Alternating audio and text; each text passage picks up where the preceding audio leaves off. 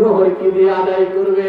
আলী রাদিয়াল্লাহু তাআলা কেঁদে কেঁদে বলছেন, ইয়া রাসূলুল্লাহ, ইয়া হাবিবাল্লাহ, আলীর ব্যাপারে তো আপনি ভালো জানেন।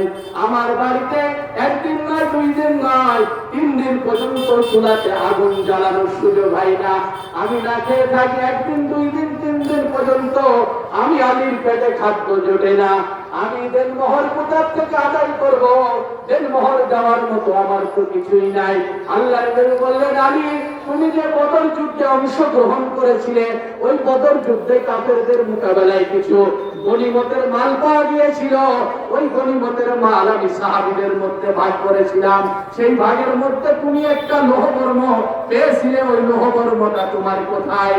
আলী রাদিয়াল্লাহু তাআলা বলেন, ইয়া রাসূলুল্লাহ, ওটা তো একটা সামান্য জিনিস, লোহবর্ম, ওটা তো একটা নগণ্য জিনিস, ওটা তো আমার বাড়িতে আছে। আল্লাহর নবী বললেন, আলী, ওইটাই তোমার ফাতেমাকে দেনমোহর দেওয়ার জন্য যথেষ্ট হয়ে যাবে। বলুন সুবহানাল্লাহ। আলী রাদিয়াল্লাহু তাআলার সঙ্গে ফাতিমাতুজ জাহরা রাদিয়াল্লাহু তাআলা আনহার বিবাহ হয়ে গেলেন। আল্লাহর নবী আলীকেও প্রাণ দিয়ে ভালোবাসতেন, আর ফাতেমা কলিজার টুকরা সন্তান, ফাতেমাকেও তো ভালোবাসতেন। আলী রাদিয়াল্লাহু তাআলা কোন সময় যদি ফাতেমার উপরে অসন্তুষ্ট হতেন, আল্লাহর নবী তখন অস্থির হয়ে যেতেন।